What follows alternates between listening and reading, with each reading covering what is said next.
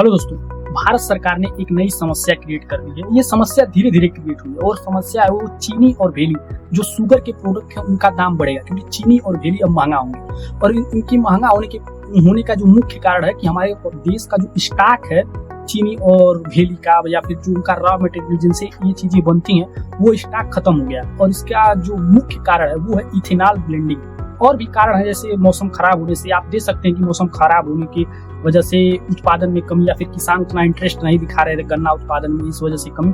लेकिन ये सब एक तरह से आप मुख्य बात को छुपाने के लिए 25 लाख टन जो रॉ मटेरियल था, जो गन्ना था जिससे चीनी और भेली उत्पादित होती, उसको क्या किया है सरकार ने, उसका एथेनॉल को ब्लेंडिंग करने के लिए दे दिया गया। और वो जो 25 लाख टन गन्ना दिया है उसके वजह से हमारे देश का जो ये चीनी और भेली का जो सरकार स्टॉक बना करके रखती थी ताकि जो मार्केट है वो फ्लक्चुएट ना हो। भारत चीनी को एक्सपोर्ट किया करती थी। भारत जो है चीनी, आप देखेंगे जब 2020-21 में तो 10 लाख टन भारत ने चीनी मतलब अपने देश से विदेशों में बेचा था। उसके बाद 2021-22 में ये 110 लाख टन था।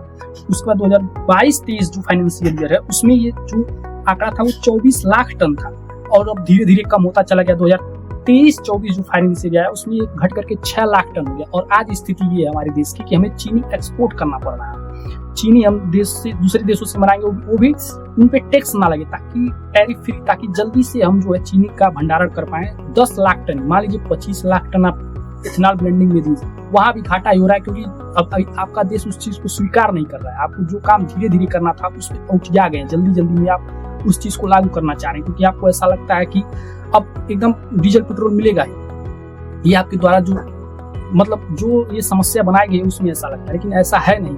अभी भी मतलब आप चाहें तो रसिया से क्रूड ऑयल लेकर के उसको यहाँ पे जो तेल की कमी है उसको पूरा कर सकते हैं, पर उसको आप नहीं उसकी समस्या को दूर कर सकते हैं। लेकिन आप ये ऐसा करेंगे नहीं क्योंकि आप जो कुछ ऐसा उद्योगपति हैं जिनका जो प्रमुख जो उनमें इंटरेस्ट है वो इंटरेस्ट सरकार को किस प्रकार से लाभ पहुंचा रहा है ये तो सरकार ही जाने, क्योंकि इसमें जो है वो सरकार का ही नुकसान है। एथेनॉल ब्लेंडिंग हो जाए जिस वजह से गाड़ियां खराब हो रही, जो धीरे धीरे प्रक्रिया होनी थी उसको बहुत फास्ट फॉरवर्ड किया गया, जिसके लिए बहुत से लोग तैयार नहीं थे, बहुत से इंजन तैयार नहीं थे, गाड़ियों के इंजन तैयार नहीं थे।